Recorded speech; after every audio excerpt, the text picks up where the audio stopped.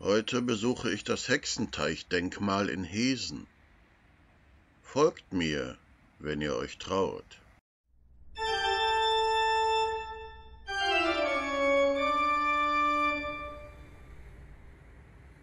Willkommen, Freunde des Schauerlichen. Euer Totengräber befindet sich hier in Hamm-Heesen. An dieser vielbefahrenen Kreuzung steht ein schlichtes Denkmal. Von den meisten Menschen wahrscheinlich nicht einmal bemerkt, erinnert es an eines der dunkelsten Kapitel der Geschichte.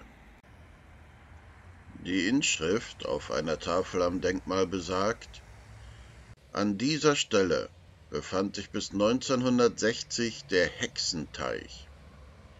Heesener Bürgerinnen und Bürger wurden um 1600 als Hexen verfolgt und verbrannt. Zur Entstehung des Gewässers, hier ein Bild aus dem Stadtarchiv, gibt es folgende Legende. Eine als Hexe verurteilte Jungfrau sollte auf dem Scheiterhaufen verbrannt werden. Als der Scheiterhaufen angezündet wurde, trat plötzlich der nahe Fluss Lippe über die Ufer, überschwemmte auch den Richtplatz und löschte das Feuer. Danach ging das Wasser wieder zurück. Nur auf dem Richtplatz blieb etwas davon und formte den Hexenteich. Das Volk sah darin ein übernatürliches Zeichen für die Unschuld der Frau und bewirkte ihre Freilassung. Später sollen hier sogenannte Hexentaufen durchgeführt worden sein. Hexentaufen, auch Wasserproben genannt, liefen folgendermaßen ab. Die Person, die der Hexerei bezichtigt wurde, wurde gefesselt und in ein Gewässer geworfen. Man glaubte, ein unschuldiger Mensch würde untergehen, eine Hexe oder ein Hexer aber auf der Wasseroberfläche treiben. Aus folgenden Gründen. Zum einen glaubte man, dass so etwas Reines und Klares wie Wasser so etwas Böses und Schlechtes wie eine Hexe niemals in sich aufnehmen würde und stattdessen abstieße.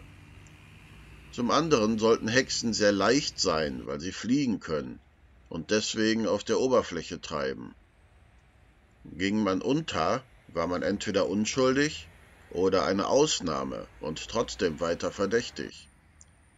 Viele Menschen ertranken bei diesem Test. Sie hatten somit zwar ihre Unschuld bewiesen, waren aber leider verstorben. Obwohl sogar eine nahe Straße nach dem Hexenteich benannt ist, klärt eine Infostele nahe des Denkmals darüber auf, dass es historisch nicht belegt ist, dass in diesem Teich tatsächlich Hexentaufen durchgeführt wurden. 1960 wurde der Teich zugeschüttet, um Platz für die Dollberger Straße zu machen.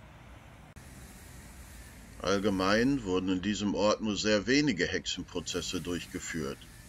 Einen Hexenwahn wie in vielen anderen Städten gab es hier zum Glück nicht.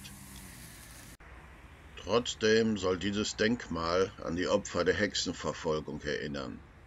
An unschuldige Menschen, die auf grausame Weise gefoltert und verbrannt wurden.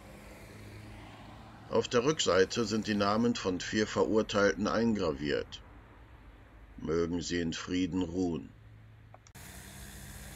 Für diejenigen, die sich den Text der Infostele in Ruhe durchlesen möchten, setze ich einen Link zu einer PDF in die Beschreibung unter dem Video.